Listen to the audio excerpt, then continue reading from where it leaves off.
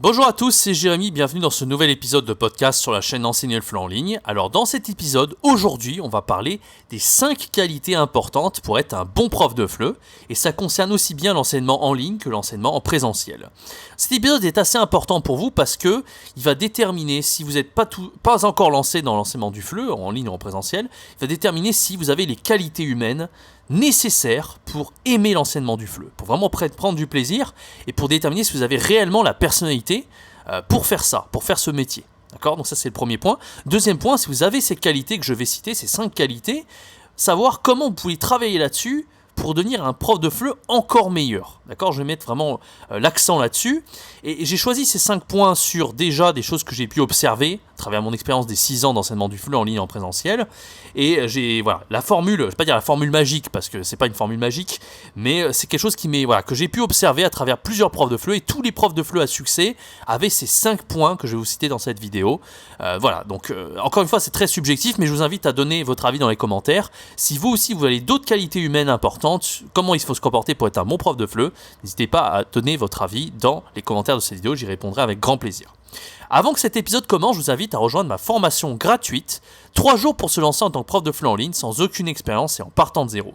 Alors si vous aussi vous avez envie de vous lancer en tant qu'indépendant, de gagner confortablement votre vie jusqu'à 2000 € par mois, de vivre partout où vous voulez dans le monde et d'enseigner à partir d'un ordinateur et de voyager, et que vous ne savez pas comment vous y prendre, vous ne savez pas comment obtenir vos premiers clients, vraiment avoir du succès en tant que prof dès le départ, vous êtes un petit peu perdu, vous ne savez pas par où commencer. J'ai créé cette formation gratuite spécialement adaptée pour vous, et si vous êtes intéressé, c'est le tout premier lien dans la description, n'hésitez pas, c'est une formation qui est 100% gratuite. Voilà, parenthèse refermée, on va parler un petit peu de ces 5 qualités importantes pour être un prof de FLE. C'est parti. Alors la première qualité dont j'aimerais parler, c'est qu'un prof de FLE, déjà, il faut savoir ce que c'est qu'un prof de FLE, d'accord ? Moi, quand j'ai commencé, je ne savais pas à quoi m'attendre. Je ne suis pas du tout un passionné de la langue française. Et je pense qu'il y a beaucoup de profs de FLE qui sont comme moi, c'est-à-dire qui pensent qu'il faut absolument adorer la langue française, adorer la littérature, être très bon en orthographe, savoir expliquer toute la grammaire dès le début, un antécédent, le complément du nom, le machin, le truc. Ok, moi j'étais pas du tout là-dedans, j'y connaissais rien en grammaire française. Déjà à l'école, quand j'étais au collège, je comprenais rien à toute la grammaire française, j'étais pas forcément bon là-dedans. En orthographe, j'étais plutôt bon à ce niveau-là, ok, mais par contre en littérature, j'aimais pas lire des livres de littérature française. Au lycée, j'ai pas eu de bonnes notes en français au bac. Je crois que j'ai eu 7 à l'oral et à l'écrit en français au bac, et pourtant aujourd'hui ça fait maintenant 6 ans que je suis prof de FLE et que j'adore ce métier. Donc voilà, si on m'avait dit étant plus jeune tu seras prof de français plus tard, je sais pas si j'aurais cru ces personnes-là, d'accord ? Mais finalement je suis quand même un prof de français, mais je me considère pas comme un vrai prof de français, c'est-à-dire le prof de français de l'éducation nationale, français langue maternelle. C'est pas ce que je fais, je suis pas un passionné de littérature, et je pense qu'il y a beaucoup de profs de FLE qui sont pas dans ce cas-là. Alors il peut y avoir des profs de FLE qui aiment la littérature, qui sont excellents en grammaire, des profs de FLE qui adorent la langue française, qui sont hyper passionnés, etc. Il y en a forcément dans l'eau, et j'en ai connu dans les écoles de FLE, etc. Mais c'est heureusement pas la majorité, mais c'est pas parce que vous n'êtes pas passionné de langue française, peut-être que vous êtes comme moi, peut-être que le français c'est votre langue maternelle, mais vous n'êtes pas passionné de cette langue en particulier. Ça ne veut pas dire que vous n'allez pas aimer être prof de FLE. Moi au début je voulais être un prof de langue, je voulais faire prof d'anglais à l'origine, ou une autre langue. En fait, j'hésitais entre l'allemand ou l'anglais, c'est les 2 langues que j'ai étudiées à la fac. Finalement, j'ai fait ni l'un ni l'autre. Certainement parce qu'en fait, pour devenir prof de ces langues-là, il fallait justement faire de la littérature, quelque chose que j'aimais pas du tout. Et en fait, les études de FLE, c'est pas du tout un profil littéraire à l'origine. Et moi, c'est justement, j'ai fait une licence de langue, c'était pas de la littérature, c'était plus de l'histoire, de la géographie, de la culture, de la grammaire. C'était plutôt axé linguistique. D'un point de vue grammatical, moi j'aimais bien la grammaire dans une langue étrangère, d'accord ? Et finalement j'ai fini par aimer ça en langue française, j'ai fini par bien aimer expliquer la grammaire, alors qu'à l'origine, dans les petites classes j'étais nul à l'époque, je savais pas trop, mais parce que en fait c'était à l'époque on nous faisait beaucoup de théories avec les microsystèmes grammaticaux, les trucs comme ça. Moi ça ne m'allait pas, moi je préférais comprendre sur le terrain, comprendre à travers des exemples concrets, des exercices, etc. Et quand j'ai été prof, j'ai dû piocher des exemples avec des exercices, etc. jusqu'à comprendre vraiment comment marchait la grammaire française. Alors je suis pas du tout irréprochable aujourd'hui, mais maintenant quand j'ai un apprenant qui me demande des choses, j'arrive quand même à l'expliquer. Bref, parenthèse refermée, vous n'êtes pas du tout obligé d'être un passionné de langue française pour être un prof de FLE. Vous l'avez compris, vous pouvez très bien être prof de français, langue étrangère, sans être passionné de littérature, Et sans que le français, ça soit une langue qui vous passionne à l'origine, c'est juste votre langue maternelle.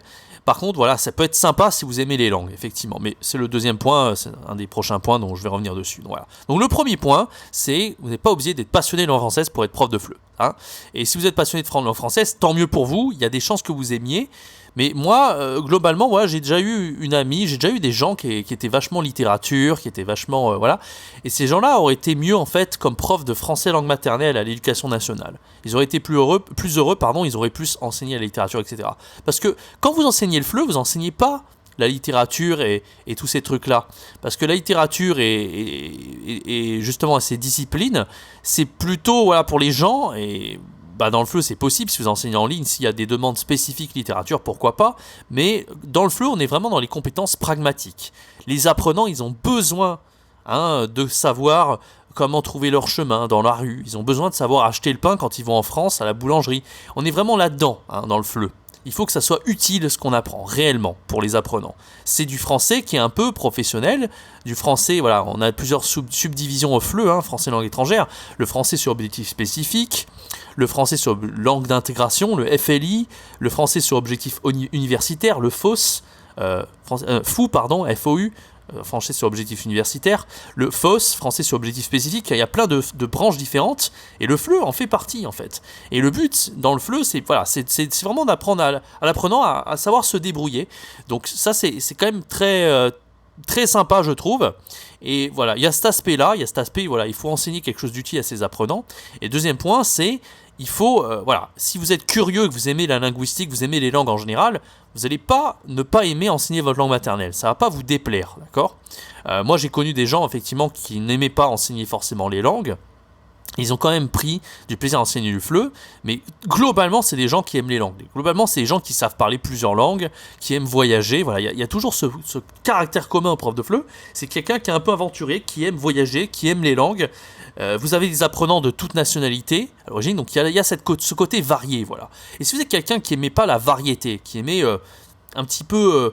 vous aimez la littérature, mais voilà, vous n'aimez pas trop varier les styles d'apprenant que vous avez, autant aller à l'éducation nationale. Peut-être que c'est plus fait pour vous que l'enseignement du FLE. Okay. Parenthèse refermée, on a fini le premier point. Alors, de toute façon, il y a quelque chose d'intéressant, j'ai déjà expliqué ça sur la chaîne plusieurs fois, c'est qu'à l'origine, les profs de FLE, ils sont souvent en reconversion. Ils n'ont pas décidé à l'origine de devenir prof de FLE. Moi, je vous ai dit au début, je voulais être prof de langue. C'était assez proche, mais il y a des gens, souvent, qui se trouvent une passion pour l'enseignement du FLE, mais c'était pas destiné du tout à faire ça à l'origine. Alors, 3 exemples très concrets que j'ai cités déjà sur ma chaîne. C'était pas du tout leur domaine de prédilection, et je pense qu'il y a énormément de gens qui sont dans ce cas-là, et peut-être que vous qui écoutiez ce podcast, peut-être que vous avez envie de vous reconvertir. Je vous aide avec ma formation gratuite d'ailleurs, n'hésitez pas, premier lien dans la description, et peut-être que vous faites partie de ces 3 personnes-là, notamment Français Authentique, qui lui était chef de projet. Alors Français Authentique, c'est un youtubeur, j'en ai fait une analyse sur ma chaîne, je mets le lien en haut à droite de l'écran, n'hésitez pas à aller voir la vidéo. Donc Français Authentique, 1,5 million d'abonnés, c'est devenu un des profs de FLE les plus populaires de YouTube, d'internet, et à l'origine c'est un chef de projet, il travaillait en Allemagne, un boulot qui n'a rien à voir. Il a été frustré par l'enseignement des langues, de l'allemand notamment, et il a voulu transmettre ses compétences quand il a appris l'allemand. Il a voulu transmettre ça pour les apprenants, pour qu'ils puissent faire de même, pour bien apprendre le français. D'accord ? Un autre exemple, comme une Française qui était ingénieure à l'origine, ou encore Hugo Coton qui lui a fait de l'économie, je crois. Il a fini une école HEC, il me semble. Enfin bref, vous voyez que la plupart des gens, et là ceux que je vous ai cités, sont des gens qui sont devenus très connus sur internet, des profs de FLE très populaires. À l'origine, ils n'étaient pas du tout dans le FLE ou même dans les langues forcément, au contraire. Ils avaient une spécialité qui n'avait rien à voir du tout. Donc voilà, c'est quelque chose qui est assez commun. C'est que le prof de FLE en général, à l'origine, c'est pas du tout un prof de FLE, enfin c'est pas quelque chose qu'il veut faire à l'origine. Voilà. C'est ça, je voulais juste souligner ce point-là. D'accord ? Alors j'ai déjà parlé de l'attrait pour les langues et la linguistique. Parce que le français, de toute façon, c'est une langue. C'est une langue comme n'importe quelle langue. Moi, je voulais enseigner l'anglais. C'est juste que je connaissais pas grand chose à ma langue maternelle en fait. C'est ma langue maternelle, mais je savais pas forcément comment expliquer la grammaire à n'importe qui et comment bien enseigner le lexique, la compréhension orale, la compréhension écrite, etc. J'avais jamais fait ça. Et plus j'ai gagné d'expérience, plus j'ai été à l'aise et plus j'ai aimé le faire. D'accord ? Bon, le français, ça reste une langue comme une autre. De toute façon, quand vous allez enseigner n'importe quelle langue, vous allez être amené à enseigner la grammaire, le lexique, la phonétique. D'accord ? Et voilà, tout simplement. C'est pour ça que si même vous voulez être prof d'une autre langue, vous n'allez pas ne pas aimer être prof de français, parce que c'est exactement le même principe qu'enseigner n'importe quelle autre langue, d'accord ? Donc c'est pour ça que quelqu'un qui aime les langues et la linguistique en général, il va aimer être prof de FLE, il va y trouver un intérêt. Alors il sera peut-être pas passionné au début, mais franchement on peut y trouver la passion avec... on va voir ça dans les points suivants de ce podcast justement, d'accord ? Alors le troisième point qui est important, c'est quelque chose que j'ai beaucoup remarqué pour les profs de FLE, c'est qu'en général les profs de FLE, c'est des gens qui sont assez cultivés. C'est des gens qui s'intéressent à beaucoup de choses.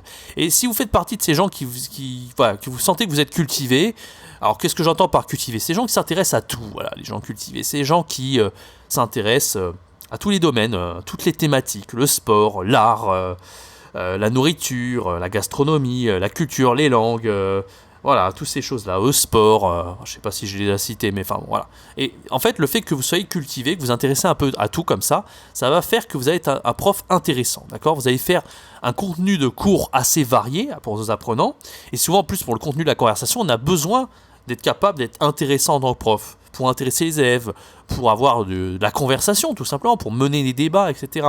On a besoin d'avoir ce côté un petit peu cultivé pour être un bon prof de FLE, d'accord ? En plus de ça, si vous êtes cultivé, ça va être très facile pour vous, comme je viens de le dire, d'intéresser les apprenants et de trouver à chaque fois de nouvelles idées. Parce que plus on est cultivé, plus on a de connaissances et plus on a d'idées. Et plus, voilà, on n'est jamais en panne d'idées tout simplement. Donc ça, c'est très important. Donc si vous êtes le genre de personne, moi j'ai déjà connu ces profs de FLE là, qui s'intéressent à qui s'intéressent à une seule chose, mais voilà, qui s'intéressent pas à plein de choses différentes. C'est pas en général les meilleurs profs de FLE. Les meilleurs profs de FLE, c'est vraiment des gens qui s'intéressent un peu à tout et qui vont être variés. Voilà. Quand ils vont faire des cours, les apprenants ne vont jamais vraiment savoir à quoi s'attendre. Aujourd'hui, on va parler de quoi ? On va parler de ça, de ça, de ça. Il faut avoir ce côté un petit peu varié. Alors toujours dans les objectifs, toujours de sorte à vraiment ramener les objectifs sur l'apprenant, parce que des fois, voilà, il va falloir... Au niveau débutant, on va quand même falloir parler des nombres, des couleurs et je sais pas quoi, bien sûr. Donc il faut suivre un programme quelque part, on peut pas non plus faire n'importe quoi. Mais ce que je veux dire, c'est voilà, à partir d'un niveau intermédiaire, un petit peu au-dessus, vous avez cette liberté de proposer plein de choses, et c'est ce qui va plaire aux apprenants, c'est cette diversité, cette richesse que vous pouvez leur proposer. Et si vous leur proposez toujours la même chose, vous suivez un manuel et vous faites toujours les mêmes cours avec la même thématique, ça peut être un petit peu ennuyeux pour vos apprenants, d'accord ?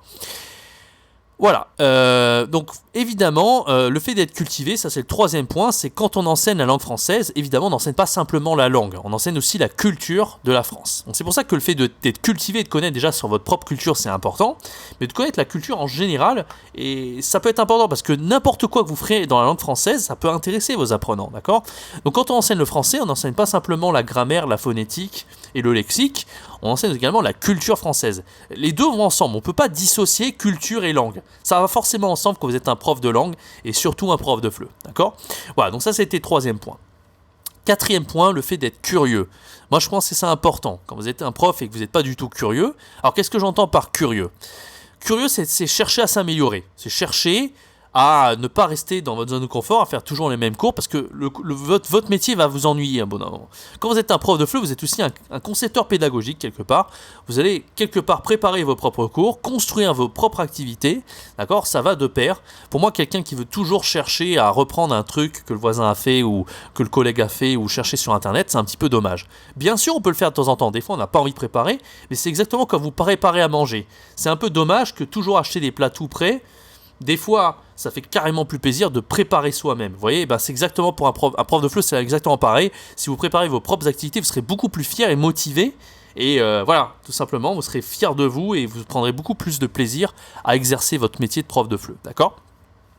En plus de ça, voilà, bon, le fait d'être curieux, c'est de chercher à s'améliorer, même en termes d'enseignement pur. Si vous cherchez à mieux expliquer la grammaire, à mieux connaître les microsystèmes grammaticaux, les expliquer juste plus simplement, vous allez également prendre plus de plaisir en tant que prof de FLE. Donc c'est ça que j'entendais également par la curiosité, le fait d'être curieux en tant que prof de FLE. Allez, on passe au dernier point. Le dernier point, il va de pair avec ce que j'ai dit, c'est le fait d'être créatif. comme je vous l'ai dit, plus vous êtes créatif, plus vous allez trouver des idées originales, vous allez faire des cours fun, originaux, pas toujours pareil, d'accord ? Bien sûr, le fait d'être créatif, voilà, c'est toujours d'avoir des idées, et puis c'est ça qui va vous motiver, en fait, c'est aussi la créativité. Comme je l'ai dit, si vous reprenez toujours des activités qui existent toujours, sur Internet, ou voilà, qui ne viennent pas de vous, bon, c'est un petit peu dommage. Alors moi, un truc que je vous conseille, si vous reprenez des activités sur Internet, c'est de reprendre quelque chose qui vous ressemble. Essayez pas de reprendre une activité juste parce que ça, ouais, un tel vous a dit de faire ça, ou non, ça marche pas en fait. Si vous voyez des activités, il faut vraiment que vous dire, voilà, ça je vais le faire parce que ça me ressemble beaucoup et je vais forcément bien le faire quand je vais l'enseigner. Mais si vous prenez une activité juste parce qu'elle a l'air cool mais vous savez pas trop, ça va se ressentir, ça va pas forcément marcher, même si de base c'est une super activité. Je vous donne un exemple, moi, à l'origine, voilà, j'ai préparé exactement énormément mes cours, ça me prenait des heures, c'était très long, j'adorais le faire, mais ça me prenait vraiment trop de temps et trop d'énergie, et c'était pas rentable, tout simplement, parce que quand j'étais prof en présentiel, je gagnais pas tellement, j'étais à 12 € l'heure, je crois, 12,75 de l'heure, quelque chose comme ça, et je préparais pendant 3 heures mes cours, et c'était pas du tout rentable. En vérité, je devrais même pas une demi-heure à préparer pour que ça soit rentable, d'accord ? Et c'est là que je suis tombé sur les préparations de Abdou, de Flippies. J'en ai fait plusieurs vidéos sur ma chaîne. Également, je mets également les liens en haut à droite de l'écran. N'hésitez pas à les voir. Alors Flippies, il fait des super, Abdou de Flippies, il fait des super ressources de FLE. Et quand je suis tombé sur ces ressources de FLE, c'est pas qu'elles sont super. Parce que pour certaines personnes, elles seraient peut-être, pour moi sur le papier elles sont super, mais ça correspond pas forcément à tout le monde. C'est-à-dire qu'il y a des gens qui vont tomber sur les ressources d'Abdou, clairement ils vont trouver ça bien, moi je pense pas qu'objectivement on peut pas trouver ça mal, mais ça va pas leur ressembler. Quand ils vont essayer les activités, ils vont vont pas trouver ça super forcément, ils vont se dire ah non, franchement moi je préfère faire mes propres trucs, etc. Donc encore une fois, si vous identifiez à la personne qui a créé le contenu et que vous reprenez son activité, ça va forcément marcher. Et moi je me suis vachement bien identifié aux activités d'Abdou justement, et quand j'ai dû les faire moi-même, c'est comme si moi je les avais fait.